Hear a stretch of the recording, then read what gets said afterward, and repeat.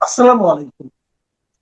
প্রিয় দর্শক, অন্য মঞ্চের আলোচনায় আজ আমরা অতিথি হিসেবে পেয়েছি আপনাদের খুবই সুপরিচিত চিকিৎসক ও মিডিয়া ব্যক্তিত্ব ডক্টর আব্দুল নূর তুষারকে। জনাব আব্দুল নূর তুষার, আপনাকে আমাদের অনুষ্ঠানে স্বাগত জানাচ্ছি। ধন্যবাদ। আহ, আমার প্রিয় বন্ধু মাসুদ কামাল ভাই। অনেক অনেক কৃতজ্ঞতা। আপনি আমাদের এখানে এসেছেন, আমরা আসলে অনেক কৃতজ্ঞ আপনার কাছে। আপনি খুবই ব্যস্ত থাকেন, তারপর আমাদের ডাকে সাড়া দিয়ে আসেন। এটা আমাদের জন্য খুবই একটা বড় পাওনা, প্রাপ্তি আর কি। আচ্ছা, যে কথাটা দিয়ে শুরু করি সেটা হলো যে আমরা তো মাত্র শহীদ দিবস আমাদের, মানে 21শে ফেব্রুয়ারি পাবনা। ওই দিনই দেখলাম যে বিভিন্ন ঘটনা, আমি দু একটা ঘটনা আপনাকে বলি। প্রথমত যেটা বলতে চাচ্ছি যে জামাতে ইসলামের আমির ডক্টর শফিকুর রহমান উনি শহীদ মিনারে গিয়েছিলেন পুষ্পস্তবক অর্পণ করতে। ওনার সঙ্গে ওনার দলের আরো লোকজন গিয়েছিলেন। অনেক বছর পর, মানে গত বছর কখনই আমি ওনাদেরকে যেতে দেখিনি, এই যে প্রথমবার গেলেন, এটা আমি কিন্তু এটা খুব পজিটিভলি নিয়েছি। তারপরে ওনাকে যখন জিজ্ঞাসা করা হলো, উনি বললেন যে রাষ্ট্রীয় আচার পূরণ করতে উনি এসেছেন। তখন আরো কিছু সাপ্লিমেন্টারি কোশ্চেন ছিল, যেগুলো শুনে উনি খেপে গিয়েছেন। এই বিষয়টাকে আপনি আসলে কিভাবে দেখছেন?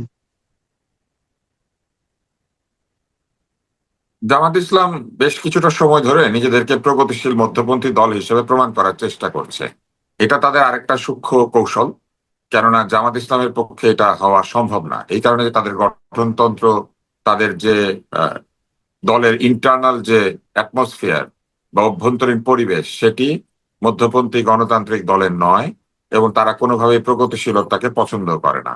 তারা একদিকে নারীকে দমিত করতে চায়, একদিকে তারা অনেক ধরনের অশ্রাব্য কুশ্রাব্য ভাষায় শুধু নারী নয়, তাদের বিরোধীদেরকেও আক্রমণ করে। তারা ইন্টারনেটে বট বাহিনী পেলে তারা বিরোধী মতকে অত্যন্ত কুৎসিত ভাষা আক্রমণ করে, আবার অস্বীকার করে যে তাদের কোনো বট নাই।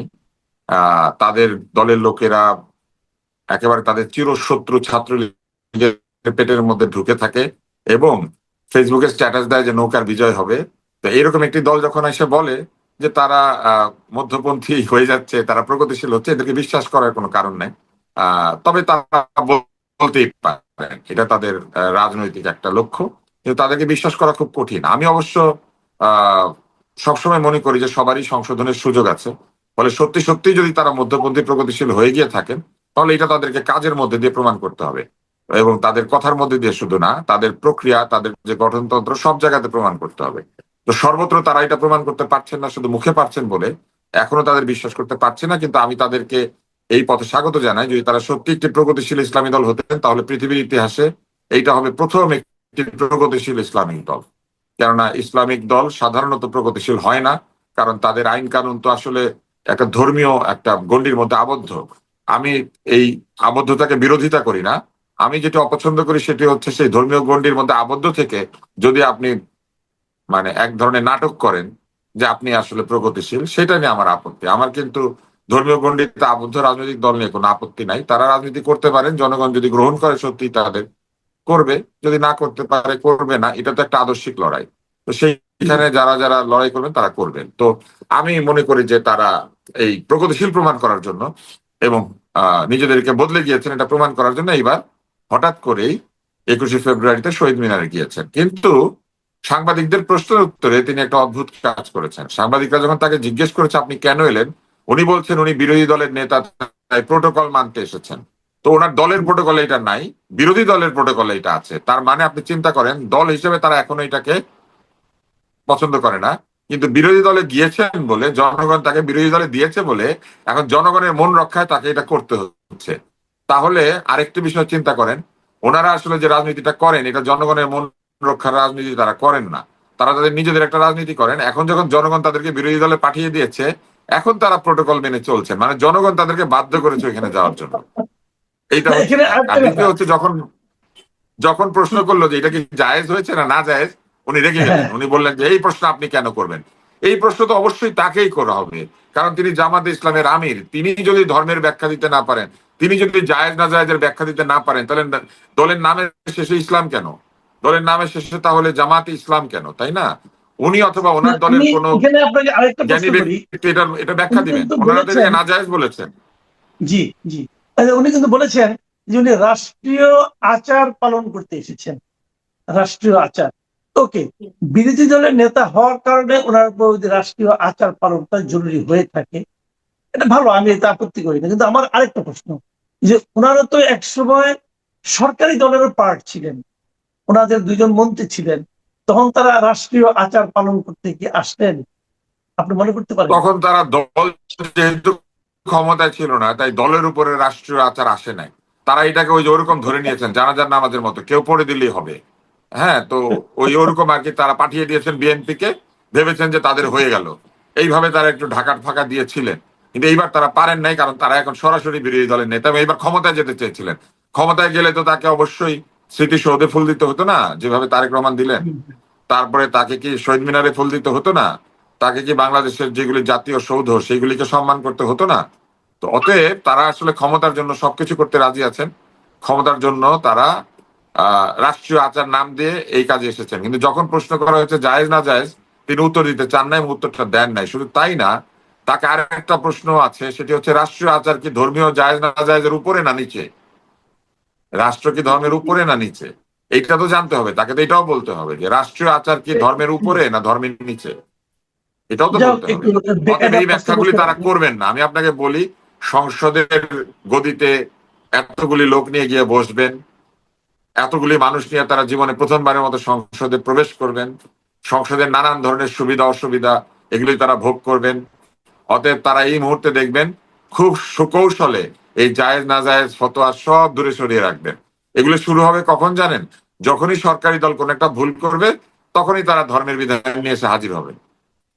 জি, আচ্ছা, আমি আরেকটা প্রসঙ্গে একটু যাই। আমাদের সদ্য সাবেক যে সরকার, সেই সরকারের যিনি প্রধান ছিলেন ডক্টর মোহাম্মদ ইউনূস, ওনার যিনি press secretary mister Shafiqul Alam, জ্ঞানী মানুষ, কোনো সন্দেহ নাই। তো উনি একটা ওনার নিজস্ব ফেসবুকে একটা পোস্ট দিয়েছেন কিছুক্ষণ আগে, এবং সেটা 21শে ফেব্রুয়ারি, বাংলা ভাষা এগুলো নিয়ে। যদি উনি ইংরেজিতে লিখেছেন, আমার ধারণা আপনি ওটা দেখেছেন। আপনি কি দেখেছেন নাকি আমি আরেকবার পড়বো? হ্যাঁ, আমি দেখেছি উনি ইংলিশে লিখেছেন। উনি তো বাংলা লিখতে পারেন না হয়তো, বা বাংলা লিখতে স্বাচ্ছন্দ্য বোধ করেন না। বিদেশি প্রতিষ্ঠানে চাকরি করেছেন, কাজ করেছেন। অতএব জি, মনে হয় তার মধ্যে ওইটার একটা সম্পর্কে উনি যে বলেছেন যে এই নতুন নতুন বাংলা শব্দ, ইনকিলাব, ফয়সালা, আজাদি, আওয়ামী লীগ, এগুলি সবই নাকি বাংলা শব্দ, এবং সবশেষে বলেছেন যে সি ডট ডট ডট লিংপং, এটাও নাকি বাংলা যে শব্দ। তো আপনি কি এই ওনার এই মন্তব্যের সঙ্গে একমত, অথবা ওনার এই মন্তব্য নিয়ে আপনার কোনো মন্তব্য আছে কি? ভাষাবিজ্ঞানীরা বলেন যে ভাষা ধীরে ধীরে বদলায়, ভাষায় নতুন শব্দ যুক্ত হয়, কিন্তু ভাষা কখনো এই কুৎসিত শব্দকে নিজের সঙ্গে যুক্ত করে না। ভাষা কুৎসিত শব্দের শব্দার্থ জানে, কিন্তু ভাষায় কুৎসিত শব্দের স্থান হচ্ছে কুৎসিত হিসেবেই।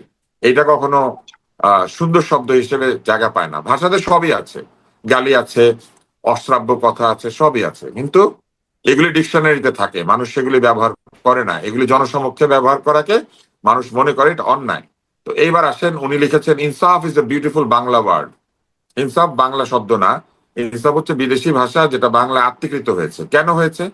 কারণ এই শব্দগুলিকে নজরুল এবং মুসলিম কবিরা কবিতায় ব্যবহার করেছেন একটা সময়। কিন্তু বাংলাদেশের বহুল প্রচলিত শব্দ হিসেবে ইনসাফ নাই। আমরা ইনসাফ শব্দটাকে বহুল প্রচলিত ভাবে ব্যবহার করি না। উনি বলেছেন সহিজ ইনকিলাব। ইনকিলাব বলতে আমরা একটা পত্রিকাকেই বহু বছর ধরে বাংলাদেশে বুঝেছি, যেটার প্রতিষ্ঠাতা ছিলেন জমিয়তুল মোদারেরিসিন মাওলানা মান্নান, যার বিরুদ্ধে অনেক অভিযোগ রয়েছে। এবং এখন ইনকিলাব, এখনো মানুষকে ইনকিলাব বলে প্রথমে মানুষ মনে করতো এটা একটা পত্রিকার নাম। এইটাকে উদ্ধার করে পুনর্বাসিত করা হয়েছে কিছুটা সময় ধরে। ইনকিলাব আরো বাংলা ভাষায় বহুল প্রচলিত শব্দ নয়, এবং ইনকিলাব আমরা ওইভাবে ব্যবহার করি না। এরপরে উনি বলেছেন সো আর ফায়সালা। ফায়সালার চেয়ে আমরা মীমাংসা শব্দটা বেশি ব্যবহার করি। ইনসাফের বদলে আমরা সুবিচার শব্দটা বেশি ব্যবহার করি, এবং ইনকিলাবের বদলে আমরা বিপ্লব এবং বিদ্রোহ এই শব্দটিকে আমরা ব্যবহার করি। মূলত বিপ্লব আমরা এই শব্দটাকে ব্যবহার করি। জিন্দাবাদ এইটা বাংলা ভাষায় খুব ভাতৃকৃত হয়েছে। আমরা বহু আগে থেকে জিন্দাবাদ ধ্বনিটা দেই। জিন্দাবাদ, মুর্দাবাদ এই দুইটা বাংলা ভাষায় আসলে গৃহীত হয়েছে, এটা বহুল ব্যবহৃত। জিন্দাবাদের ভালো বাংলা প্রতিশব্দ নাই, এবং জিন্দাবাদ বাংলায় এটা বহুল ব্যবহৃত বিদেশি শব্দ, সেইভাবে আত্মীকৃত। সো ইজ আওয়ামী আর লীগ, আওয়ামী লীগকে উনি ভুলতে পারে না। ওনার উদাহরণ দিতে গেলে ওনার আওয়ামী লীগকেই লাগে, ঠিক আছে? ওনার আওয়ামী লীগ ছাড়া ওনার আসলে বেঁচে থাকার কোনো অবলম্বন নাই। আওয়ামী লীগকে আঁকড়ে ধরেই উনি এই যে ফ্যাসিস্ট সরকারকে গালিগালাজ করেই কিন্তু উনি একটা পথ পেয়েছিলেন। এবং আমার মনে আছে নির্বাচনের আগে উনি বিভিন্ন জায়গায় নির্বাচন পরিদর্শনের নামে পিছনে আওয়ামী লীগের পোস্টার, বঙ্গবন্ধুর ভাস্কর্য, এগুলি দিয়ে ছবি পোস্ট করতেন। এখন উনি বলতে পারেন এটা কৌশল, কিন্তু একজন সাংবাদিকের ব্যাকগ্রাউন্ড চুজ করার যথেষ্ট অপশন আছে। উনি কিন্তু ইচ্ছাকৃতভাবে এইগুলিকে পেছনে রাখতেন। সাকিব আল হাসানের পোস্টারের সামনে দাঁড়িয়ে উনি ছবি তুলতেন। তো উনি হচ্ছেন সেই লোক যিনি 5ই আগস্টের আগে ছিলেন গুপ্ত, 5ই আগস্টের পরে হয়েছেন উপ্ত। তো এই গুপ্ত উপ্তর রাজনীতির মধ্যে উনি ছিলেন। অতএব উনি আওয়ামী লীগ তো ভুলতে পারবেন না। আরেকবার যদি লুকান, ওনাকে আবার আওয়ামী লীগের পেটের মধ্যে গিয়ে লুকাতে হবে, আবার বঙ্গবন্ধুর মূর্তির সামনে দাঁড়াতে হবে, সাকিব আল হাসানের সামনে গিয়ে দাঁড়াতে হবে, ওনাকে ওই রকম সব ছবি পোস্ট করতে হবে। এই ছবিগুলি আমি বলবো উনি যেন সেভ করে রাখেন, কারণ এই ধরনের লোক আবার বেরোয় আসবে। এইবার উনি সবশেষে যেটা বলেছেন এটা খুবই আপত্তিকর। উনি বলেছেন সো ইজ সিলিং পং। এই শব্দ কে আবিষ্কার করেছে? এটা কবে থেকে বাংলা হয়েছে? উনি নিজেকে যদি নম চমস্কির জায়গায় মনে করে থাকেন, ওনার উচিত নম চমস্কির পাশে নিজের নাম শফিক বেত্রস্কি বা এই ধরনের একটা নাম দিয়ে বসে পড়া। কারণ উনি তো একটা বেয়াদভস্কি শফিকভ। এই যে শব্দটা উনি ব্যবহার করেছেন, এই শব্দটা আমরা দুজন মনে করেন আজকে ওনার নামে ব্যবহার করলাম। এটা তো বাংলা শব্দ, খুব সুন্দর শব্দ না? তো ভবিষ্যতে উনি এই শব্দটাতে যা বোঝানো হয় নিশ্চয়ই এটার অর্থ উনি জানেন, আমরা এটার অর্থ জানি না আসলে। এটার অর্থ নিশ্চয়ই খুব সুন্দর, এটা একটা বাংলা শব্দ নিশ্চয়ই, উনি নিশ্চয়ই সুন্দর বলে এখানে লিখেছেন। অতএব আমি ভবিষ্যতে ওনাকে বিভিন্ন জায়গাতে সিলিং পং, এটা আমি ওনাকে উৎসর্গ করছি, ওনাকে আমি সিলিং পং বলে মনে করছি। আমরা সবাই আশা করছি এই সুন্দর শব্দটা দিয়ে উনি ওনার বক্তৃতা শুরু করবেন। ওনাকে দেখা হলে সবাই ওনাকে সালামের সঙ্গে সঙ্গে সিলিং পং বলবেন, এবং এই সিলিং পং শব্দটাকে উনি ওনার গাড়িতে, বাড়িতে, ডায়েরিতে সব জায়গাতে লিখে রাখবেন। আমি দেখলাম কিছুদিন আগে উনি আপনাকেও বলেছেন আপনি কিছু জানেন না, 80 ভাগ ভুল বলেন, কিন্তু উনি যে এটাকে এখন বাংলা বলেছেন এটা উনি নিশ্চয়ই ঠিক বলেছেন। উনি কখনো ভুল করেন না, উনি একেবারে সঠিক। উনি আসলে মানুষ না, উনি আসলে মানুষ হলে তো উনি ভুল করতেন, মানুষ মাত্রই ভুল করে, কিন্তু উনি আসলে মানুষ না, উনি মহামানুষ। উনি এমন একজন মানুষ যিনি বাংলা ভাষায় এই শব্দটাকে যুক্ত করতে পেরেছেন। আমি বাংলা ভাষায় অমর অবদান রাখার জন্য আন্তর্জাতিক মাতৃভাষা দিবসে শফিক সাহেবকে বাংলার চুকলি সিলিং বম এই উপাধি দিলাম। যাক, আমরা আলোচনা যাই না, আমরা এখন আলোচনা শেষ করব। অনেক ধন্যবাদ, অনেক ধন্যবাদ জনাব আব্দুল নূর তুষার। বিভিন্ন বিষয়ে আপনার মন্তব্য আমার মনে হয় দর্শকদের মনে নতুন চিন্তার জন্ম দিতে পারে। আপনি ভালো থাকবেন, প্রিয় দর্শক, আপনারাও ভালো থাকবেন। এখন এ পর্যন্তই, আল্লাহ হাফেজ। দেশটাকে আমেরিকার কাছে পরত রাজ্যে পরিণত করার জন্য যা যা করার তাই করছি। আমি তো মনে করি এদের সবার বিরুদ্ধে এই সমস্ত অপরাধে মামলা হওয়া উচিত, এবং সবচেয়ে আগে মামলা হওয়া উচিত ডক্টর মোহাম্মদ ইউনূসের বিরুদ্ধে।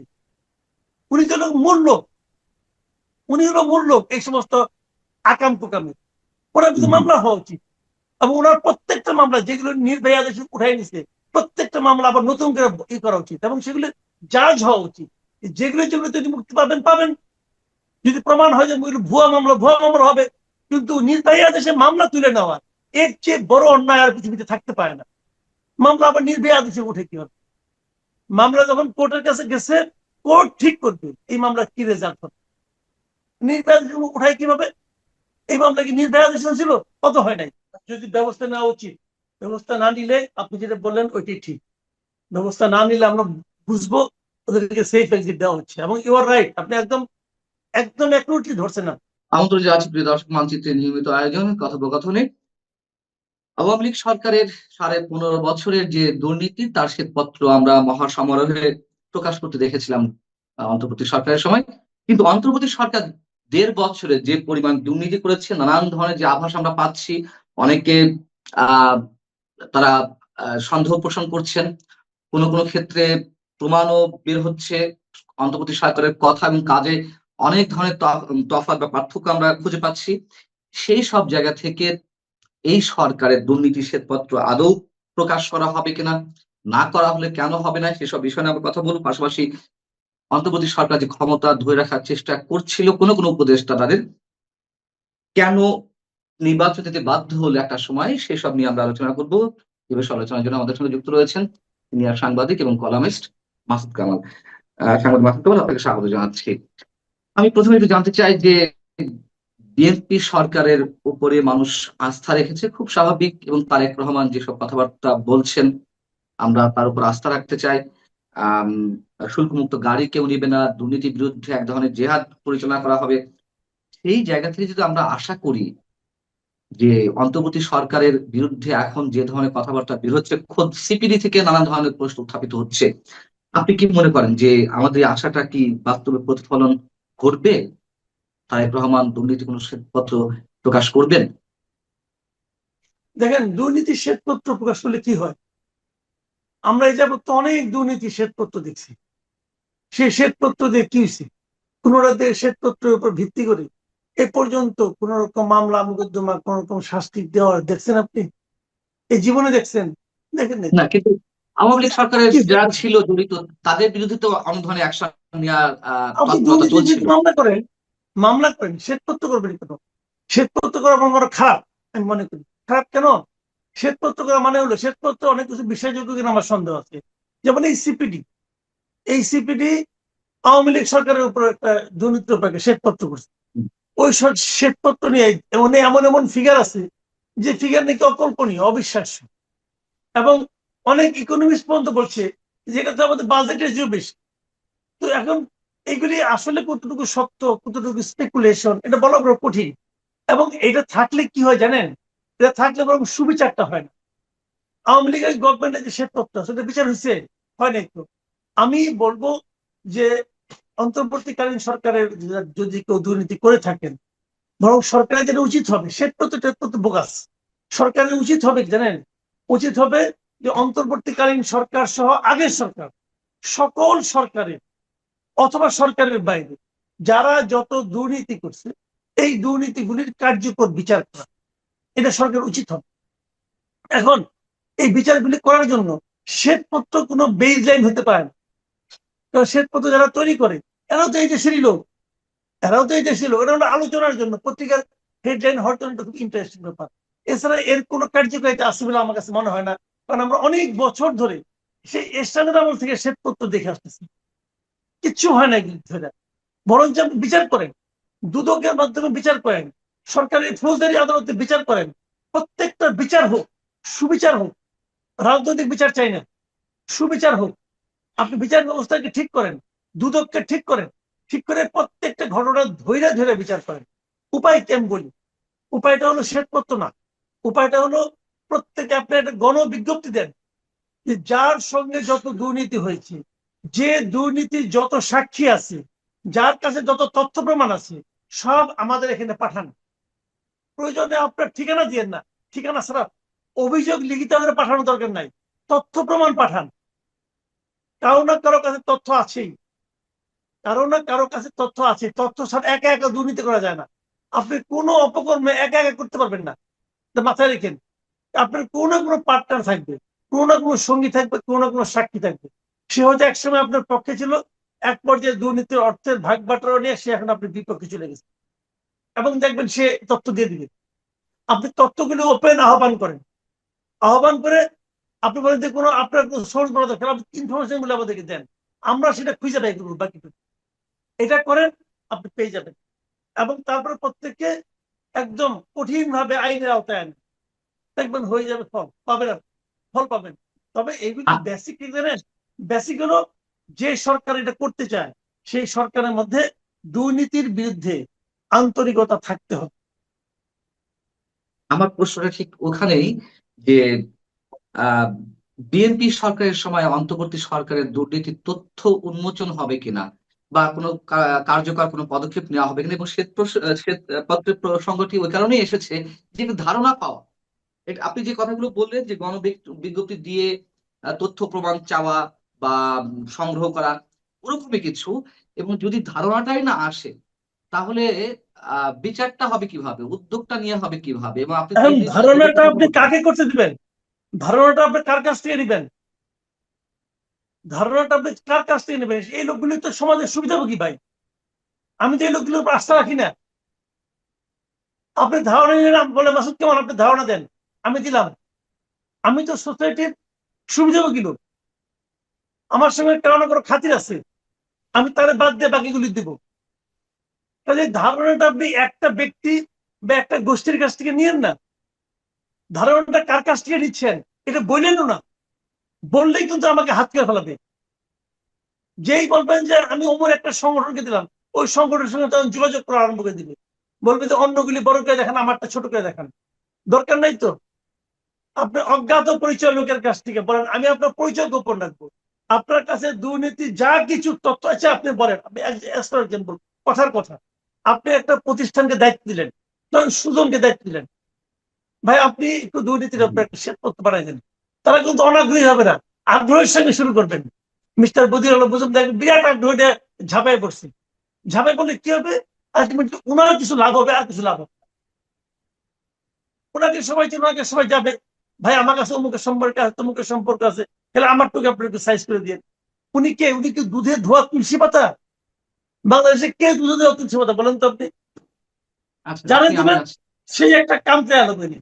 আপনি আছেন আমি আছি, দোয়া এটাকে হঠাৎ করে বলতে আমি পারি আপনি পরীক্ষিত না, শুনেন পান না, বড় বড় ডায়লগ দিয়ে লাভ নাই। বড় বড় ডায়লগ, আমি আমি আপনার চেয়ে পরীক্ষিত না। আমরা মনে করতেছি আমি আছি, আপনি না। মনে করতেছেন আপনি আছেন, কিন্তু যেটুকু সুযোগ পেয়েছেন, যেটুকু সুযোগ পেয়েছেন, আমি যতটুকু পেয়েছি অন্তত সেই জায়গা থেকে বলতে পারবো, হলফ করে বলতে পারবো যে আমরা দুধে ধোয়া। যেটুকু সুযোগ পেয়েছি অন্তত সেই হ্যাঁ, সুযোগে তো আমরা গা ভাসিয়ে দেইনি। এটা বলা যায় না ভাই, এটা বলি না, আমি বলি না। ধরুন আপনার সম্পর্কে এক দুর্নীতি অভিযোগ আসলো, আমি বলবো যে পান্নার সম্পর্কে এক দুর্নীতি অভিযোগ পাইছি, এটা হয়তো একটু দেখি, পান্নার সঙ্গে আলাপ করে দেখি। আপনার সঙ্গে আলাপ করলাম, পান্না আপনার সম্বন্ধে এটা পাইছি, আপনি আমাকে 7 মাস বুঝাইলেন, যাই বুঝালেন, আমি কিন্তু আপনার একটা বোঝার জন্য বসে আছি। এই যে কিছু একটা অজুহাত দিলে আমি এটা মেনে নেবো, কারণ আপনার সঙ্গে তো আমার একটা পার্সোনাল রিলেশন আছে। আমার কথাটা তা না, আমার কথাটা হলো কি, আপনি যদি যা রিয়েলি জাজ করতে চান, তাহলে তথ্য নেন, ডিসিশন নিয়েন না, সাজেশন নিয়েন না, ইনফরমেশন নেন। সেই ইনফরমেশনের উপর ভিত্তি করে আপনি জাজ করেন। ওকে, ঠিক আমার আছে, কাছ আমি থেকে আপনারটাই আপনি জাজ বলছি। করেন। না, ঠিক আছে, আপনার যে প্রক্রিয়া, আপনি যে প্রক্রিয়ার কথা বলছেন সেই প্রক্রিয়ায় আমি অবশ্যই ধরে নিচ্ছি এবং এটাই করা উচিত। কিন্তু সেদিকেও সরকার এগোবে কিনা আপনার কি মনে হয়? যেহেতু বিএনপির যে 3-4 দিনের নানান পর্যায়ের মন্ত্রী যে কথাবার্তা, যে সততার বয়ান আমরা শুনছি, সেই জায়গা থেকে মনে হয় যে আসলেই তারা ইচ্ছুক গত সরকার মানে ইন্টারিম গভর্নমেন্টের যাদের বিরুদ্ধে অভিযোগ রয়েছে তাদের দুর্নীতি তদন্ত করতে, নাকি সারা বছর আমরা যা শুনে আসছিলাম যে একটা সেফ এক্সিট চাই উপদেষ্টা, সেই সেফ এক্সিটের এক ধরনের প্রি কন্ডিশনের মধ্য দিয়ে তাদেরকে সেফ এক্সিটের ব্যবস্থা করে দেওয়া হতে পারে? শুনেন, বিএনপি যে ক্যাবিনেটটা আছে, এখানে আমি দুই ধরনের লোক দেখি, এবং আমি খুব সতর্ক ভাবে এদেরকে পর্যবেক্ষণ করব। আগামীতে আমি দুইটা গ্রুপ করার চেষ্টা করব। একটা গ্রুপে দৃশ্যত রয়েছেন তারেক রহমান, আর একটা গ্রুপে বাকিরা, পরস্পরের প্রতিদ্বন্দ্বী, এটা আমি বলছি না। তারেক রহমান একটা অবস্থান নিয়েছেন, উনি কিছু কিছু কাজ করছেন যা নাকি স্বাভাবিক নয়। উনি কিছু কিছু মানে আপনার পদক্ষেপ নিয়েছেন যা নাকি অনেকের কাছে প্রত্যাশিত নয়, কিন্তু আমার কাছে খুব ভালো লাগতেছে। এখন এইগুলি তার ক্যাবিনেটের আর কে কে অনুসরণ করবে, এই ব্যাপারটা আমার আপনাকে নিয়মিত পর্যবেক্ষণ করতে হবে। এই পর্যবেক্ষণ করলে আমরা দেখবো যারা যারা ওনার সঙ্গে মিল মিল দিচ্ছেন, মুখে কি বলছেন that is not important. Important হলো যে কার কার কাজ করুন আমরা তা দেখছি। দেখেন, উনি সংসদীয় সভায় সিদ্ধান্ত নিয়েছেন যে এমপিরা শুল্কমুক্ত গাড়ি দিবেন না, প্লট নেবেন না। ওনারা 212টা এমপি পেয়েছেন। আমার তো মনে হয় 212 জনের মধ্যে 200 জনের মন ভেঙে গেছে, 200 জনের হৃদয় ভেঙে চুরমার হয়ে গেছে যে এটা কি কয়, আমি বলে গাড়ি দিব না। আমি তো অলরেডি গাড়ি কিনে গাড়ি বিক্রির গ্রাহকও ঠিক করে ফেলাইছি, আর এখন আবার আমি গাড়ি দিতে পারবো না। এরা তো কেউ, যারা নাকি শুল্ক মুক্ত গাড়ি নিচ্ছে এ পর্যন্ত, তারা তো কেউ 2-3 কোটি টাকার কম দামে কোনো গাড়ি নেয় নাই। সেই গাড়ি আবার তারা বিক্রিও করে ফেলেছে, গ্রাহকও ফেলেছে যে ওই গাড়ি 6 কোটি টাকা বেচবে, তাও যে কিনবে তাও 2 কোটি টাকা লাভ হবে। এটা সব ঠিক থাকতো। এই সময় নেতা কয় যে আমরা কেউ গাড়ি নিব না, এটা কোনো কথা? এটা কি মনে সয়? কানে সয় কিন্তু মনে তো সয় না। তো এই যাদের মনে সয় না তাদেরকে আমাদেরকে চিহ্নিত করতে হবে একটা একটা করে। উনি বলছেন প্লট দেবো না, আর যদি প্লটই না পাইলাম তাহলে এমপি লাভ কি? এগুলো তো ভাই ন্যায় নাই কে বলুন তো, আপনি ন্যায় নাই কে? এখন অনেক প্রমাণ বলছেন দিবে না, এখন কার কার বলে দুঃখ পাইছে দেখতে হবে। আবার উনি বলছেন যে আমি আমার গাড়িতে যাব, আমার গাড়ির তেল আমি কিনবো, ড্রাইভারের বেতন আমি দিব। ওকে ফাইন, আমরা অবজার্ভ করি এখন আর মন্ত্রীদের মধ্যে কে কে কাজটা করে, কে কে করে। ভাই এই মন্ত্রীদের মধ্যে সবাই তো কোটিপতি, তালিকা তো দেখলাম। তারা কি নিজের একদিন গাড়ি চড়তো না? চড়তো। তো মন্ত্রী হওয়ার পর সরকারি অর্থের গাড়ি চড়তে হবে কেন? ওনার তো গাড়ি আছে, ওইটাই চলেন। আপনি তো দেশ সেবা করতে আসছেন না ভাই। তার প্রমাণ একদম খুব ভালো পয়েন্টে ধরছে। আপনি ওয়েস্টার্ন ওয়ার্ল্ডে যান না কেন? আপনি ইংল্যান্ডে যান, ইংল্যান্ডের কোনো মন্ত্রীর জন্য কোনো বাড়ি নাই, ইংল্যান্ডের কোনো মন্ত্রীর জন্য কোনো বাড়ি নাই। তো এখন খালি একমাত্র প্রাইম মিনিস্টার ছাড়া ওই ডাউনিং স্ট্রিট, 10 নম্বর ডাউনিং স্ট্রিট, আর বোধহয় 11 নম্বর না 9 নম্বর আরেকটা জানে আছে কার জন্য, বোধহয় স্পিকারের জন্য না কার জন্য। এই দুইটা বাড়ি কেমন আছে সরকারি বাড়ি, আর বাদ বাকি সব মন্ত্রীরা নিজের বাইর থেকে আসে। কেউ কেউ ট্রামে আসে, মেট্রোতেও আসে, আসে তো ভাই। তো উনি যেটা দেখে আসছেন, উনি দেখেই তো বলছেন যে ভাই গাড়ি আমরা নিবো না, নিজেরটা বাড়িও নিয়েন না। বাড়ি দিতে হবে কেন আপনাকে? বাড়ির সঙ্গে আপ্যায়ন ভাতা, জামাদার, দফাদার, ওয়াশিং মানে ওয়াশ করার জন্য ধোবা, এইসব আপনাকে নিতে হবে কেন? নিয়েন না। তো এখন উনি যেটা করেছেন এটা কে কে ফলো করে আমরা দেখি। এই পর্যন্ত তো কেউ বলে নাই যে আমি, ভাই আপনি মন্ত্রী হয়েছেন রে ভাই, একটা গাড়ির ড্রাইভারের আর তেলের কয় টাকা? ওই যে 450 লিটার পাবে প্রতি মাসে, ওইটা বেচবে। মানে এদের মানে নজরটা এত ছোট যে ওই 450 লিটার তেলের দামটাও তারা মানে ছাড়তে চায় না। এরা তো মন্ত্রী বসে গেছে। এখন এই বিষয়গুলো ইম্পর্টেন্ট। দেখেন কে কে ফলো করে, যদি ফলো না করে তাহলে তাদেরকে সন্দেহের খাতায় রাখেন। আর যারা ফলো করে দেখেন, তারেক রহমান অনেক কিছু চালু করতেছেন কিন্তু, এবং আমি তো মনে করি তারেক রহমান তার সঙ্গে মন্ত্রিত্ব করাটাকে ডিফিকাল্ট করে দিচ্ছে। তার বাপ বলছিল না, I will make politics difficult. এখন উনি হয়তো বলে দিচ্ছে যে I will make ministry difficult. দেখা যাক কি হয়, ওয়েট করি আমরা। কাজেই দুর্নীতি উনি যদি চান পারবেন। উনি না, যদি সেটা না চান, হয় এই সরকারের সময়, চলমান সরকারের সময় যারা মন্ত্রিসভা সদস্য আছেন তাদের ক্ষেত্রে বলছেন। আমার প্রশ্নটা ছিল যে সেফ এক্সিটের বিষয়ে অন্তর্বর্তী সরকারের যে উপদেষ্টা আছেন তাদের ক্ষেত্রে, যেমন ফয়েজ আহমেদ তোয়েব একজন বিশেষ সহকারী, তিনি সরকার থাকাকালীন সময়ে কোন ধরনের জিও ছিল না, গভর্নমেন্ট অর্ডার ছিল না, তিনি চলে গেলেন দেশের গণ্ডি পার হয়ে। তার বিরুদ্ধে 550 কোটি টাকার আত্মসাতের অভিযোগ রয়েছে। আসিফ মাহমুদ সজীব ভুইয়া, যিনি সাবেক সাবেক ছাত্র উপদেষ্টা ছিলেন, একজন স্থানীয় সরকার বিষয়ক মন্ত্রণালয়ের দায়িত্বে ছিলেন, তার এপিএস এর বিরুদ্ধে শত শত কোটি টাকা দুর্নীতি অভিযোগ উঠলো। স্বাস্থ্যমন্ত্রী নুরজাহান বেগম, তার এপিএস এর বিরুদ্ধে দুর্নীতি অভিযোগ উঠলো। উপদেষ্টাদের কারো কারো বিরুদ্ধে দুর্নীতি অভিযোগ রয়েছে। তাহলে আমার প্রশ্ন হচ্ছে যে তাদের বিরুদ্ধে যদি কোনো ধরনের অ্যাকশন না নেওয়া হয়, তাহলে কি আমরা ধরে নেব যে আসলে কোনো প্রি কন্ডিশনের ভিত্তিতে তাদেরকে সেফ এক্সিটের ব্যবস্থা করে দেওয়া হচ্ছে? যদি ব্যবস্থা নেওয়া উচিত, ব্যবস্থা না নিলে আপনি যেটা বললেন ওইটাই ঠিক। ব্যবস্থা না নিলে আমরা বুঝবো ওদেরকে সেফ এক্সিট দেওয়া হচ্ছে। এবং ইউ আর রাইট, আপনি একদম একদম অ্যাকুরেটলি ধরছেন না যে ফয়েজ আহমেদ তো চলে গেছেন, এর ব্যাপারে দেখলাম যে আরেক উপদেষ্টা ওই ভদ্র মহিলা কি যেন নাম, নাম মনে থাকে না, যে ওই ভদ্র মহিলার, উনি বললেন যে উনি তো যেতেই পারেন। না, পারেন না। সরকারের উনি কি রিজওয়ানা রিজাইন করে হাসান। গেছেন? হ্যাঁ, রিজওয়ান হাসান। উনি যে বলছেন উনি ওখান থেকে আসছিলেন আবার চলে গেছেন। না রে ভাই, আসলাম আর চলে গেলাম, এটা কি যে বিকেলবেলা আমরা ছোটবেলায় খেলতাম গোল্লাসুর, খেলাম, অর্ধেক খেলা খেলাম, আমি গেলাম, আমার বাবা আবার ডাকতেছে, ওই আসলাম আর গেলাম, এটা ভাই গোল্লাসুর খেলা না। এটা এটা হলো সরকার। আপনাকে যেতে হলে আপনাকে রিজাইন করে গেছেন, আপনি তো দুদিন আগেই চলে গেছেন। দুদিন আগে আপনি কিভাবে গেলেন?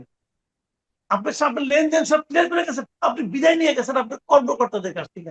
ওকে ফাইন, ওই বিদায় বিদায় না তো, আপনাকে আগে রিজাইন করতে হবে মিনিস্ট্রি থেকে।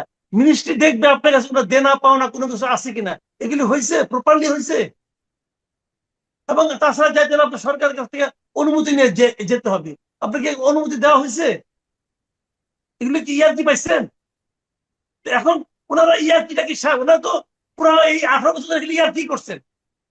18 মাস ধরে ওনারা তো 18 মাস ধরে এই দেশবাসীর সঙ্গে জাতির সঙ্গে ইয়ার্কি করছেন।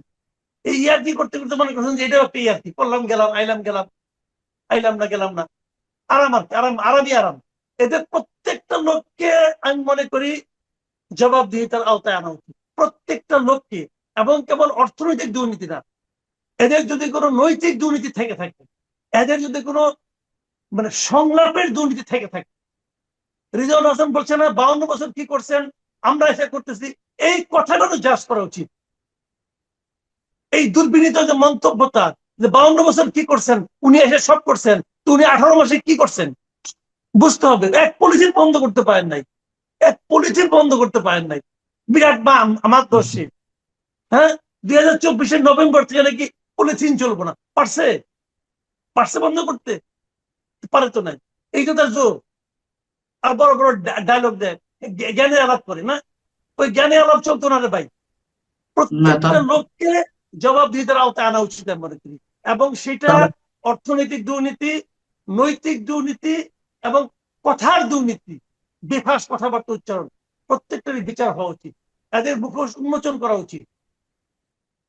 তারা তো সবাই জ্ঞানী। সাবেক প্রধান উপদেষ্টা প্রেস সচিব বললেন যে আপনার কোনো পড়াশোনাই নেই, আপনি কি বলেন না বলেন কেউ বোঝে না। আমরা তো সব বুঝি, কিন্তু উনি বোঝেন না, উনি এতটাই জ্ঞানী। হ্যাঁ, আপনার পড়াশোনার পরিধি নিয়ে তার সন্দেহ আছে, ইত্যাদি ইত্যাদি। না না, শোনেন আমি বলি, আমার লেখাপড়া আসলেই নাই, আমি আসলে একটা মূর্খ টাইপের লোক। আমার কোনো আসলে কিন্তু আমার কোনো সার্টিফিকেট নেই, বুঝছেন, আমি খুবই মূর্খ। আমি মোটামুটি 35 বছর ধরে চাকরি বাকরি করছি। তো এরা কেউ এই মূর্খ লোকটা কেন রাখলো যদি নেমে দিয়ে বুঝলাম না। যে জিনিসটা শফিক সাহেব একদিন পরে বুঝলো, এটা এই এরা কেউ বুঝে নাই, বুঝছেন, কেউ বুঝে নাই, উনি একলাই বুঝছে। তো কি করবো আর বলেন। উনি ছিল একটা আপনার ইয়ে কি বলে হঠাৎ এক গভর্নমেন্টের প্রেস সেক্রেটারি। তো আমি বঙ্গবন্ধুর প্রেস সেক্রেটারি চাকরি করে আসছি। বঙ্গবন্ধুর প্রেস সেক্রেটারি ছিলেন তোয়াব খান সাহেব। ইয়ে তোয়াব খানের সঙ্গে আমি চাকরি করে আসছি, 12 বছর চাকরি করছি। তোয়াব খান 12 বছরের টের পায় নাই যে আমি তো কোনো লেখাপড়া করিনি। এখন উনি উনি বুঝে গেছে তো আমি কোনো লেখাপড়া করি নাই।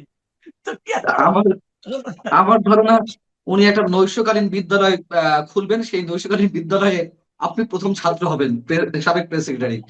এটা আমরা শুনেন, আমি দেখতে বলি চাই। ভাই, আমার সম্পর্কে অনেকে অনেক কথা বলে। আমি যে মহাজ্ঞানী লোক তা তো আমি দাবি করতে পারবো না। আমি একটা অবশ্যই আমি নিজেও মনে করি আমার অত জ্ঞান নাই। তবে আমার যে জ্ঞান আছে ভাই, এই জ্ঞান দিয়ে আমার জীবন চলে গেছে, কোনো সমস্যা হয় নাই। আর আমার 80% যদি ভুল ভাল হয়, তাহলে এই দেশের মানুষের একটা মাথার মধ্যে কোনো বুদ্ধিশুদ্ধি নাই। এই 80% ভুল বলি আমি, কেউ ধরতে পারলো না, উনি একলা ধরে ফেললো মহাজ্ঞানী, তো কিছু বলার নাই। শুনেন, এইগুলি নিয়ে না আমার কোনো জবাব নাই, আমি জবাব দিতে চাই না। কেন? আপনি যখন রাস্তায় বেরোবেন, রাস্তায় বেরোলে পরে আপনাকে দেখে কিন্তু দু একটা কুকুর ঘেউ ঘেউ করতে পারে। এখন আপনি কি যেই তাকে বলবেন, ভাই কুকুর, তুমি কেন ঘেউ ঘেউ করতেছো, তোমার তো আমাকে দেখে ঘেউ ঘেউ করা ঠিক না, এটা আপনি বলবেন? বললে আপনি কয়জনকে বলবেন? বলতে তো পারবেন না। আবার ধরেন সেই কুকুরটা যদি কোনো একটা ভাগ্য বলে কোনো একটা বড় লোকের বাসার কুকুর হয়ে যায়, সেই বাসায় সে নিয়মিত এসি রুমে থাকে, সেখানে তাকে নিয়মিত খুব দামি দামি 5 স্টার হোটেল থেকে খাবার এনে খাওয়ানো হয়, তবু তো সে কুকুরই থাকে না, তার কিন্তু চরিত্র চেঞ্জ হয়ে থাকে, চেঞ্জ হয়ে যায় না। তো এইগুলো নিয়ে আমি কি করতে পারি? এগুলো তো আমাদের করার নাই। আমাকে যে যা বলে বলুক, আমাদের মানে শোনা ছাড়া তার কাজ নাই। মাঝে মাঝে কৌতুক অনুভব করি, ওকে ফাইন, নো প্রবলেম। আমি একটা শেষ প্রশ্ন করি আপনার কাছে, এটা উত্তর নিয়ে আমরা শেষ করব। সেটা হচ্ছে যে মানুষ জীবনে একটি প্রতিবেদন বেরিয়েছে, আপনি নিশ্চয়ই দেখেছেন, যে সাবেক সরকারের এবং অন্তর্বর্তী সরকারের 3 উপদেষ্টা ক্ষমতা ধরে রাখতে চাইছিল এবং তারা নানান ধরনের ব্লু প্রিন্ট করছিল। এই ব্লু প্রিন্টের অংশ হিসেবে নানান ধরনের ম্যাটিকুলাস ডিজাইন তারা অ্যাপ্লাই করছিল। এবং আমরা তো অনেকেই যেমন সন্দেহ পোষণ করছিলাম যে আদৌ সরকার নির্বাচন দেয় কিনা, ডক্টর ইউনূস নির্বাচন দেয় কিনা, অথবা আপনি সন্দেহ করছিলেন নির্বাচন দিলেও সেটি নিরপেক্ষ হয় কিনা। এবং 18 মাসে সরকার যা যা আমাদের সামনে উপস্থাপন করেছে, নানান ধরনের সন্দেহ সংশয় আমাদের মতো সাধারণ মানুষের মনে উঠেছিল। এবং এটাও সত্য কথা, আমরা অব্যাহতভাবে কথা বলছিলাম, সংশয় প্রকাশ করছিলাম, এবং রাজনৈতিক দলগুলোর থেকে, মানে বিএনপি থেকে শুরু করে রাজনৈতিক দলগুলো এক ধরনের অব্যাহত চাপ ছিল বিধায় আমি মনে করি এই নির্বাচনটি দিতে বাধ্য হয়েছে ডক্টর ইউনূস, এবং অবশ্যই সেনাবাহিনীর একটি চাপ ছিল। কিন্তু এই যে আহ এক ধরনের ষড়যন্ত্র, এই ষড়যন্ত্রের কি তদন্ত হবে না? এই ষড়যন্ত্রকারীদের বিচার হবে না? আমি বলি আপনাকে ষড়যন্ত্র ব্যাপারটা কি, আমি কিন্তু কখনোই বলি নাই, মানে আপনার ওই জুন মাসে তো বোধহয় মিটিংটা হলো ইয়ের সঙ্গে, তারেক রহমানের সঙ্গে লন্ডনে। লন্ডনে। হ্যাঁ, ওই 15ই জুন বোধ হয়। ওই ওই মিটিংটার পরে আমি একবারের জন্য বলি নাই যে নির্বাচন ফেব্রুয়ারিতে হবে না। আমি সব সময় বলেছি নির্বাচন ফেব্রুয়ারিতে হবে। তখন আমার নানা রকম ইকুয়েশন ফেব্রুয়ারিতে। হ্যাঁ, আমি নির্বাচন কতটা ভালো হবে এটা নিয়ে সন্দেহ পোষণ করছি। মানে উনি বলেছিলেন ইতিহাসের শ্রেষ্ঠ নির্বাচন দেবেন, আমি ওইটা নিয়ে সন্দেহ পোষণ করছি যে এটা নির্বাচন ইতিহাসের শ্রেষ্ঠ নির্বাচন হওয়ার কোনো প্রশ্নই ওঠে না। আমার এই দুটাই ছিল। আপনি আমার পুরোনো ভিডিও দেখেন, পুরোনো ইন্টারভিউ দেখেন, কোথাও পাবেন না যে আমি সন্দেহ করছি যে নির্বাচন হবে না। আমি বলি নাই, নেভার। আমি বারবার বলছি নির্বাচন ফেব্রুয়ারিতে হবে। আচ্ছা, এখন যেটা হয়েছে, যে যে নির্বাচনটা হয়েছে, আমি এখন আপনাকে বলি এই নির্বাচনটা যদি ফেব্রুয়ারিতে না হয়, 2025-এর জুনে হতো, 2025-এর ফেব্রুয়ারিতে হতো, তাহলে এই নির্বাচন এখনকার চেয়ে অনেক ভালো হতো, অনেক ভালো নির্বাচন হতো। এটা দেরিটা কিন্তু করা হয়েছে একটা ভালো নির্বাচন করার জন্য না, দেরিটা করা হয়েছে কাল ক্ষেপণের জন্য, সময় ক্ষেপণের জন্য। তাদের ইচ্ছা ছিল আরো সময় ক্ষেপণ করবে, কিন্তু তারা ফেব্রুয়ারি পর আর যেতে পারে নাই। আপনি বলবেন কেন যেতে পারে নাই, সেই ব্যাখ্যাটা আপনাকে আমি দিই। যেতে পারে না, আমি যে কারণে বিশ্বাস করতাম যে ফেব্রুয়ারি পরে যাবে না, সেটা হলো due to army chief. Army chief এত বলেছিল না যে 18 মাসের মধ্যে নির্বাচন হতে পারে। এই 18 মাস কিন্তু ফেব্রুয়ারিতে হয়। উনি 18 মাস 4 দিন সময় নিয়েছেন। ঠিক 18 মাস 4 দিনের মাথায় নির্বাচনটা হয়েছে। ফেব্রুয়ারিতে না করলে উনি বিপদে পড়তেন, সিম্পলি বিপদে পড়তেন। এবং এই জন্যই নিজের বিপদকে রক্ষা করার জন্য উনি 18 মাসের মধ্যে এই নির্বাচন যে হয়েছে, এই 18 ইয়ার মধ্যে, ফেব্রুয়ারির মধ্যে, এদের এই মতলব ছিল একটা আরো দীর্ঘায়িত করা যায় কিনা, সেই মতলবটাকে থামিয়ে দিয়েছেন আর্মি চিফ। একদম স্ট্রেট হয়েছে, আমি যেটা মনে করি। কাজে নির্বাচন এই ফেব্রুয়ারিতে হওয়ার জন্য যদি কৃতিত্ব কারো থাকে, তাহলে আর্মি চিফের আছে, এদের না। এরা বোগাস, এরা হলো যতদিন থাকা যায়। কারণ এরা মনে করেন হঠাৎ করে আচমকা লটারি পাওয়ার মতো করে একটা মন্ত্রিত্ব পেয়ে গেছে, ছাড়বে কেন ভাই? আরামই আরাম, আরামের কোনো শেষ নাই। তারপরে বন্ধু বান্ধব ইয়ার দোস্ত সবকে আইনে নিয়ে মন্ত্রী কারো প্রতিমন্ত্রী বানাই দিছে, নিজের মামলাগুলি উঠাই নিছে, নিজের ব্যবসা প্রতিষ্ঠানগুলি সরাই করে নিছে, ধাম ধাম করে। আমি তো মনে করি এই সমস্ত এবং তারপরে কি করছে, দেশটাকে আমেরিকার কাছে, আমেরিকার করদ রাজ্যে পরিণত করার জন্য যা যা করার তাই করছে। আমি তো মনে করি এদের সবার বিরুদ্ধে এই সমস্ত অপরাধে মামলা হওয়া উচিত, এবং সবচেয়ে আগে মামলা হওয়া উচিত ডক্টর মোহাম্মদ ইউনূসের বিরুদ্ধে। উনি তো মূল লোক, উনি হলো মূল লোক এই সমস্ত আকাম কুকামে। ওনার বিরুদ্ধে মামলা হওয়া উচিত, এবং ওনার প্রত্যেকটা মামলা যেগুলো নির্ভয়া আদেশ উঠাই নিছে, প্রত্যেকটা মামলা আবার নতুন করে করা উচিত, এবং সেগুলো জাজ হওয়া উচিত। যেগুলো যেগুলো যদি মুক্তি পাবেন, যদি প্রমাণ হয় যে ভুয়া মামলা হবে। কিন্তু নির্ভয়া আদেশে মামলা তুলে নেওয়া, এর চেয়ে বড় অন্যায় আর পৃথিবীতে থাকতে পারে না।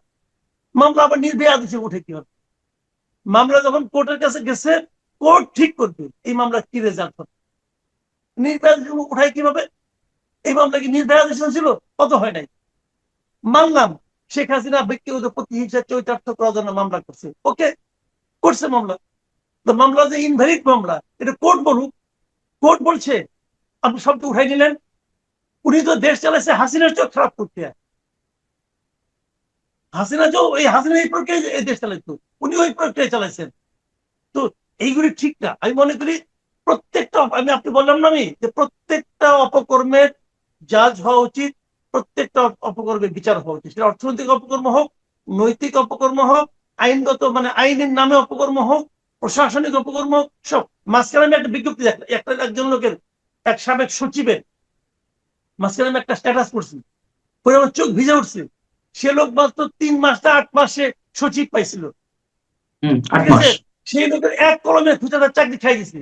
সে লোক বলতেছে আমি এত বছর আমি সচিব হয়েছিলাম, মাত্র 8 মাস আমার চাকরি খাই দিলেন। কেন খাইলেন?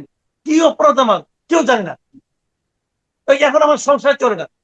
একটা সচিব সে বলতেছে এখন আমার সংসার চলে না। এই যে অভিযোগটা করছে, এটা কি বানানো অভিযোগ?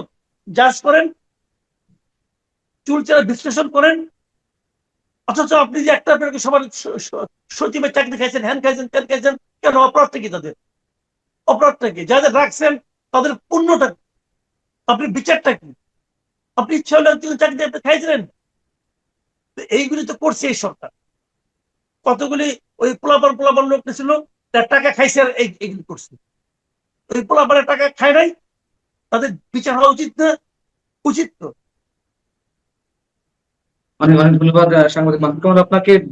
আমরা যে আশাগুলো করছি, অন্তত তারেক রহমান আমাদের নতুন প্রধানমন্ত্রী, তিনি যে আশ্বাসগুলো আমাদেরকে দিচ্ছেন, যে দৃষ্টান্তগুলো স্থাপন করছেন, আমরা হয়তো তার মুখের দিকে চেয়ে রইবো যে অন্তত তিনি কিছু করবেন। নইলে অনেক ধরনের সন্দেহ মানুষের মনে সৃষ্টি হতে পারে, এটি বাস্তবতা। আপনি ভালো থাকবেন, দর্শক আপনারা ভালো থাকবেন। আল্লাহ হাফিজ। আমরা দেখব একই রকম শব্দ, হয়তো ন্যায় বা ন্যায় বিচার বা জাস্টিস বা ইনসাফ আমরা প্রয়োজন মতো ব্যবহার করতেই পারি, কোনো সমস্যা নেই।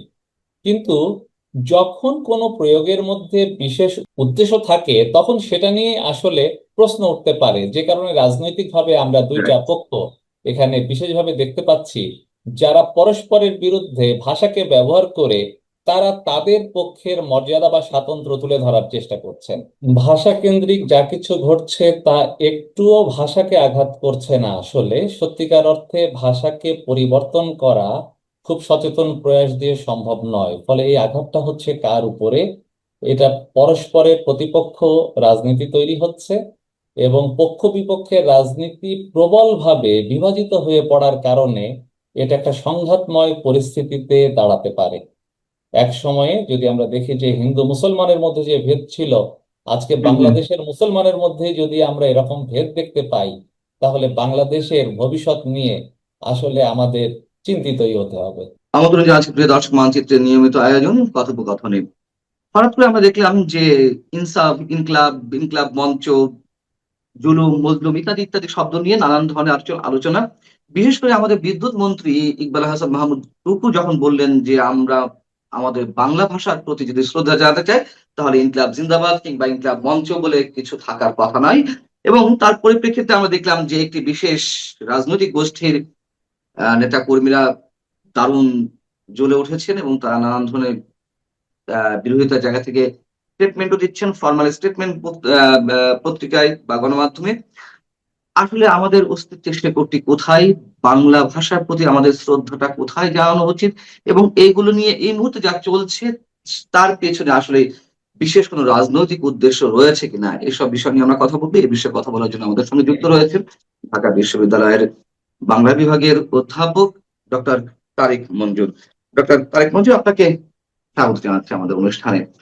আমি আপনাকেও ধন্যবাদ। সরাসরি সরাসরি যদি প্রশ্ন করি আপনাকে, যে বিতর্কটি এর মধ্যে বেশ ছড়িয়ে পড়েছে, এবং বিশেষ করে আমাদের বিদ্যুৎ মন্ত্রী যেই বক্তব্যটি দিয়েছেন, আমি শুধু ওই জায়গাটিতে আপাতত প্রশ্ন করতে চাই, তিনি যে কথাটি বলেছেন সেটির সঙ্গে আপনি একমত কিনা? আচ্ছা, প্রথমত আমাকে দেখতে হবে পুরো বিষয়টা ভাষার দিক থেকে। এবং যেহেতু রাজনৈতিক পক্ষ বিপক্ষের নানা রকম মন্তব্য আপনি পাচ্ছেন বা দেশের মানুষ শুনতে পাচ্ছে, এর মধ্যে ভাষার মধ্যে যে রাজনীতি আছে সেটা আমাদেরকে প্রমাণ করে দিচ্ছে। এমনকি ভাষার সাথে আমাদের ধর্মীয় অনুভূতিও যুক্ত থাকে। ফলে এই সবকিছু বিবেচনায় নিয়ে আমার কথা বলা দরকার। আমি মূলত এটাকে ভাষাতাত্ত্বিক দৃষ্টিকোণ থেকেই কথা বলার চেষ্টা করব। যেমন অনেকেই প্রশ্ন করছেন যে কেন, যে আরবি ফার্সি শব্দের উপরে কেন এই আক্রোশ, কেন ইংরেজির উপরে নয়, কেন হিন্দির উপরে নয়? 10-15 বছর আগে যখন বিটিভিতে হিন্দি কার্টুন প্রচার হতে লাগলো এবং শিশুরা হিন্দি কার্টুন যখন তারা দেখছে, তখন অনেকেই প্রশ্ন করেছেন তাহলে কি আমাদের শিশুরা কি হিন্দি ভাষী হয়ে যাবে কিনা। আসলে ব্যাপারটি তা ছিল না। ওই সময়ও আমরা কথা বলেছি, মিডিয়ার সামনে মিডিয়া যখন জিজ্ঞেস করেছে আমরা বলেছি যে হিন্দি ভাষা তার আরেকটি আসলে ভাষিক সম্পদ হিসেবে যুক্ত হয়, এবং একটি ভাষা আয়ত্ত করা কিন্তু সহজসাধ্য ব্যাপার নয়। আচ্ছা, তাহলে কি ওইসব শিশুরা যারা আজকে বড় হয়েছে 15 বছর আগে, যারা কার্টুন দেখে আজকে যাদের বয়স 25 বা 22 বা 30, তারা কি আসলে হিন্দি ভাষায় কথা বলে? মোটেই না। কিন্তু সেই ভাষা সে কিন্তু বুঝতে পারে, অন্তত তার বোধগম্যতাও তৈরি হয়। আর বরাবরই প্রতি বছর যে শব্দগুলো নিয়ে আলাপে আসে সেটা হলো আমরা এত ইংরেজি ব্যবহার করি কেন ভাষার মাসে, বা আমরা বাংলিশ কেন ব্যবহার করি। এবং এগুলোর উত্তর আমাদের দিতে হয় যে ভাষা যেহেতু চলমান, তার মধ্যে স্বাভাবিকভাবেই অনেক ইংরেজি শব্দ বা অন্য ভাষার শব্দ গ্রহণ হতে থাকে এবং তার ধ্বনি পদ্ধতি অনুযায়ী তার নিজেরই হয়ে যায়। যেমন টেবিল, চেয়ার, এগুলোকে তো আমরা এখন আর বিদেশি বলতে পারবো না, এগুলো বাংলা ভাষার শব্দ। বাংলা ভাষায় লেখা সব শব্দই আসলে বাংলা শব্দ, যেগুলো আমরা ব্যবহার করি। এখন এবছর যেটা আলোচনায় এসেছে, বিভিন্ন মিডিয়া এমনকি পত্রিকা আমার কাছে যারা জানতে চেয়েছেন, আমি অবাক হয়েছি, বেশিরভাগেরই প্রশ্নের মধ্যে ছিল যে এই সব শব্দ নিয়ে যেগুলো এখন রাজনৈতিক মঞ্চে বিশেষভাবে ব্যবহার হচ্ছে, যেমন ইনকিলাব, আজাদি, এই শব্দগুলো নিয়ে। এবং তারা জানতে চেয়েছে এগুলো ভাষার জন্য কোনো বিকৃতি কিনা। আমি প্রথমেই সতর্ক করি, এগুলো ভাষার জন্য মোটেই বিকৃতি নয়। শব্দগুলো বিভিন্ন পর্যায়ে বাংলা ভাষায় এসেছে। বাংলা ভাষায় যেমন ইংরেজি শব্দের একটা বড় অংশ আছে, একইভাবে আরবি ফার্সি শব্দেরও একটা অংশ আছে। এটা এমনি এমনি তো আর হয়নি। মধ্যযুগে প্রায় 600 বছরে সুলতানি শাসন আমলে প্রচুর পরিমাণে আরবি ফার্সি শব্দ আমাদের ভাষায় আমাদের মতো করে আমরা গ্রহণ করে নিয়েছি। এবং এই তর্ক ওই সময়ও ছিল যে আধুনিক যুগের সূচনাকালে যে আমরা আরবি ফার্সি শব্দ ব্যবহার করব কিনা। যিনি কিনা প্রবল হিন্দু জাতীয়তাবাদীতে বিশ্বাসী বঙ্কিমচন্দ্র চট্টোপাধ্যায়, তিনিও কিন্তু আরবি ফার্সি শব্দের ব্যাপার আপত্তি করছেন না। তিনি বলছেন যদি ওই বাক্যে ওই শব্দটা যুৎসই হয় তাহলে আমাদের ব্যবহার করতে কোনো বাধা নেই। আমরাও তাই বলি, কোনো শব্দ আসলে ব্যবহার করতে বাধা নেই।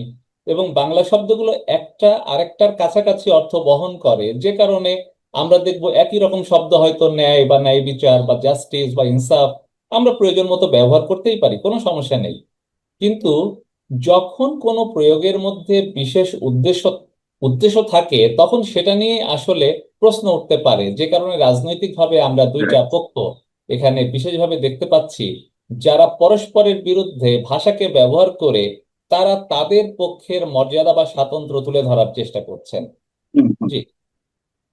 আমি আমি এই জায়গা থেকে একটু প্রশ্ন করতে চাই। আপনি অলরেডি খানিকটা উত্তর হয়তো দিয়েও দিয়েছেন। তারপরেও যে ভাষা তো আরো সমৃদ্ধ হয়, আমরা যতটুকু জানি যে আহ, বিভিন্ন ভাষার সংমিশ্রণ হলে অথবা আহ, ভাষার মধ্যে বিভিন্ন ধরনের মানে বিদেশি শব্দ যখন চলে আসে, সেগুলো যখন নিজস্ব ভাষার সঙ্গে একটি দোতনা সৃষ্টি করে, ভাষা সমৃদ্ধ হয়, ভাষা বহমান। এগুলো কমন জিনিস, আমরা বাংলা বিষয়ে অভিজ্ঞ হই আর না হই এগুলো আমরা জেনে এসেছি। কিন্তু আপনি যদি বলছেন যে ইন্টেনশনালি যদি কিছু ইউজ করা হয়, সে আমরা গত 1.5 বছর ধরে নানান ধরনের শব্দ শুনছি, যে আজাদি, মজলুম, জুলুম, ইনসাফ, ইনকিলাব মঞ্চ, ইনকিলাব জিন্দাবাদ, ইত্যাদি ইত্যাদি। তো নিশ্চয়ই এইগুলোর মধ্যে একটা ইন্টেনশন রয়েছে, এগুলো বেশি বেশি ব্যবহারের মধ্য দিয়ে। কেন এই ইন্টেনশন? রাজনৈতিক জায়গা থেকে বিশেষ আদর্শের প্রতি আনুগত্যশীল হয়ে কি এগুলো করা হচ্ছে? আচ্ছা, এটা যদি কেন হিসেবে আমরা জিজ্ঞাসা করি বা প্রশ্ন করি এবং তার উত্তর খোঁজার চেষ্টা করি, তাহলে আরেকটা ব্যাপার বিবেচনায় রাখা দরকার। আমরা কিন্তু এই পক্ষ বিপক্ষ রাজনীতি থেকে কখনোই মুক্ত থাকিনি। যেমন যদি দেখি যে একটা পর্যায়ে প্রবলভাবে রাজনীতির মধ্যে ধর্ম থাকবে কি থাকবে না সেটা রাজনৈতিক তর্ক, এবং জনগণই তার মীমাংসা করবে। কিন্তু আমরা দেখেছি যে বাংলাদেশের স্বাধীনতা যুদ্ধের প্রেক্ষাপটে বিশেষ করে দাড়ি, টুপি এবং ইসলামকে যেভাবে উপস্থাপন করা হয়েছে, ফলে যারা ইসলামী নীতি এবং আদর্শকে সত্যিকার অর্থে ধারণ করেন তাদের জন্য এটা কষ্টকর ছিল। ফলে এর প্রতি জবাব হিসেবে এখন নতুন যে বয়ান তৈরি হচ্ছে, সেখানেও আপনি খেয়াল করবেন যে ইসলামকে প্রতিষ্ঠা করার সেটা বাড়তি একটা চেষ্টা আছে রাজনীতির মধ্যে। আমি বলছি, এক পক্ষ যেমন ধর্মকে প্রবলভাবে বাইরে রাখতে চেয়েছে তার আকাঙ্ক্ষা থেকে, আরেকটা পক্ষ তাকেই ব্যবহার করতে চায় রাজনীতির মধ্যে তার জায়গা থেকে। আমি বলছি যে এই যে পক্ষ বিপক্ষের ব্যাপারটা, সেটা কিন্তু মানে হঠাৎ করে হয়নি বা অযৌক্তিক ভাবে আজকে এই ব্যাপারটা একটা গোষ্ঠীর মধ্যে ঘটেনি।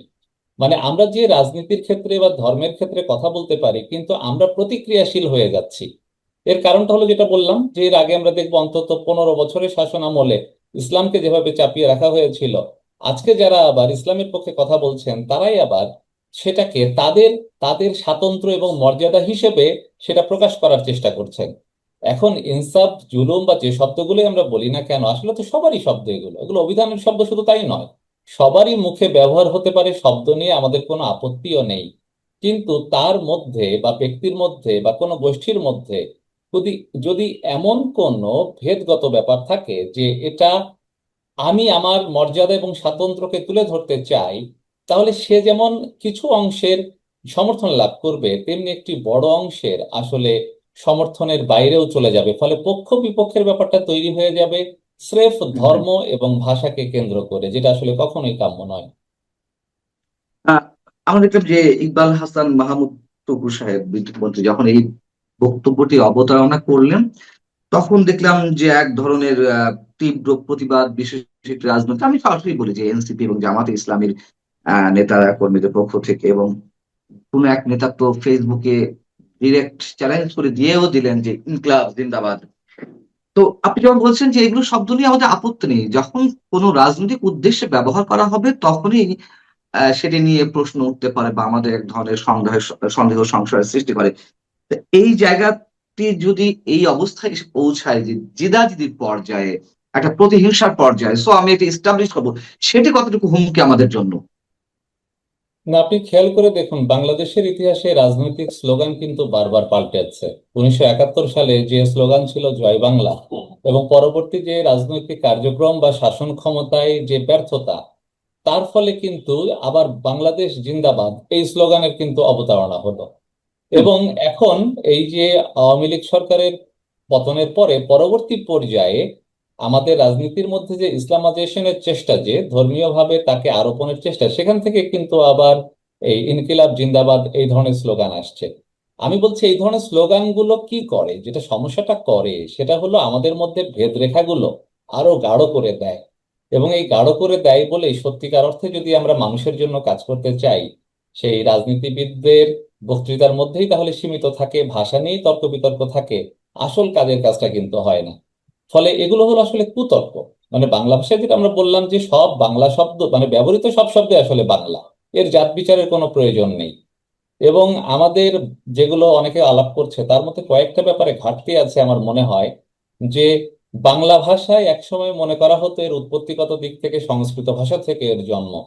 এমনকি এখনো পর্যন্ত আমাদের ব্যাকরণ বইয়ে লেখা হয় যে শব্দগুলো সংস্কৃত থেকে এসেছে সেগুলো তৎসম শব্দ, যেগুলো একটু পরিবর্তন হয়ে এসেছে সেগুলো হলো তদ্ভব শব্দ, এইভাবে লেখা হচ্ছে। কিন্তু 100 বছর আগেই শহীদুল্লাহ দেখিয়ে গেছেন যে বাংলা ভাষা সংস্কৃত থেকে আসেনি। শুধু তাই নয়, আমরা সংস্কৃত থেকে কোনো শব্দই নেইনি। যে কারণে এই বাংলা ভাষার সাথে বিরোধ কিন্তু সংস্কৃত ভাষারও বহু পূর্বকাল থেকেই রয়েছে। হুম, একসময় হুম। মনে করা হতো সংস্কৃত হলো দেবভাষা, আর বাংলা হলো ব্রাত্য শ্রেণীর বা অন্তজ শ্রেণীর ভাষা। এভাবে যেমন হিন্দু উচ্চ শ্রেণীর কাছ থেকে বা উচ্চ বর্ণের কাছ থেকে বাংলা ভাষা বিচ্ছিন্ন হয়েছিল তার ব্যবহারে, একইভাবে আমরা দেখব মুসলমানদের ব্যবহারেও দেখব পারিবারিকভাবে সম্ভ্রান্ত মুসলমানরা ব্যবহার করছেন উর্দু ভাষা। এমনকি বাংলা ভাষার প্রতি এক ধরনের হীনমন্যতা দেখা যাচ্ছে কবিদের কাব্যচর্চার মধ্যেও। আব্দুল হাকিম যে কাব্য লিখেছেন যে যেসব বঙ্গের জন্মে হিংসে বঙ্গবাণী, তা কি তিনি বাংলা হরফে লিখেছেন? তিনি লিখেছিলেন আরবি হরফেই লিখেছিলেন। কিন্তু তাই বলছি, এই যে লিপি বা ভাষাগত এই যে মানুষের মধ্যে বোধ, এই বোধগুলো আসলে বড় অংশ যারা সত্যিকার বাংলা ভাষা ব্যবহার করে, যারা সত্যিকারের বাংলাদেশের মানুষ, এবং বাঙালি মুসলমান বলি হিন্দু বলি বাঙালি, তাদের ক্ষেত্রে সমস্যা হয়ে যায় কোথায়? তারা ওই সেই ভাষার রাজনীতি আর ধর্মের মধ্যেই তারা পড়ে যায়। আমি আমি একটু আহ, যদি জানতে চাই যে হ্যাঁ, ভাষার সংমিশ্রণ, বিভিন্ন ভাষার আদান প্রদান বা এস্টাবলিশমেন্টের মাধ্যমে ভাষা সমৃদ্ধ হয়, সব ঠিক আছে, কিন্তু যখন কোনো অপশব্দ ইউজ করা হয়, এই যারা মজলুম, যারা জুলুম, যারা ইনসাফ, যারা ইনকলাব মঞ্চ, ইনকলাব জিন্দাবাদ, এইসব ধরনের শব্দের ব্যবহার অতিমাত্রায় করছেন, তাদের মধ্য থেকে কেউ কেউ বিভিন্ন ধরনের অপশব্দ ব্যবহার করলেন একদল আরেক দলকে ঘায়েল করার জন্য। আমি সেগুলো আর উচ্চারণ করতে পারছি না বা আমার আপনার দ্বারা উচ্চারণ করা সম্ভব না। আবার এই লিং পং টং টাইপের এগুলো আমি সব পুরোটা উচ্চারণ করতে চাচ্ছি না। খুবই আপত্তিকর অপশব্দ যেগুলো ব্যবহার করা হচ্ছে, এগুলো তো নিশ্চয়ই কোনো মানে ভাষা সমৃদ্ধ হয় না, নাকি এগুলোতেও সমৃদ্ধ হয় ভাষা? আপনার কি মনে হয়? আচ্ছা, যেটা একসময় যেটা দেখা যেত না, এখন সেগুলোও দেখা যায় যে স্ল্যাং অভিধান বা অশ্লীল শব্দের অভিধান বাংলা ভাষাতেও একাধিক প্রণীত হয়েছে, এবং পৃথিবীর বিভিন্ন বড় বড় ভাষা তারা করেছে। এগুলো ভাষার যে সামাজিক কিছু মানে ব্যাপার আছে, পরিবর্তন আছে, সামাজিক রীতি পরিবর্তনের ধরনের বদল, সেখান থেকেও বোঝা যায়। আমাদের যেগুলো অপশব্দ বা স্ল্যাং, যেগুলো আমাদের গালিগালাজের ভাষা বলা যায়, সেগুলো আমরা কোথায় ব্যবহার করতাম? সেগুলো তো নিশ্চয়ই লিখিত ক্ষেত্রে কেউ ব্যবহার করতো না, কিন্তু নিশ্চয় এখন না। অনলাইন মাধ্যমে ফেসবুক বা অন্যান্য মাধ্যমের কারণে মানুষ এই শব্দগুলো যেগুলো স্ল্যাং বলে আমরা পরিচিত সে অনায়াসে ব্যবহার করে। এবং যেটা আমরা বলছিলাম যে কোনো ক্ষেত্রে মানুষ কিন্তু এখন অতি প্রতিক্রিয়াশীল। কোন মানুষগুলো? নতুন যে প্রজন্ম, এই প্রতিক্রিয়াশীল হিসেবে গড়ে তোলার পেছনে বা তৈরি হওয়ার পিছনে দায় কার? দায় আমাদের। সরকারিভাবে রাষ্ট্রীয়ভাবে আমরা যে কাজগুলো উদ্যোগ নিয়েছি বা করেছি তার মধ্যেও কিন্তু সমস্যা আছে।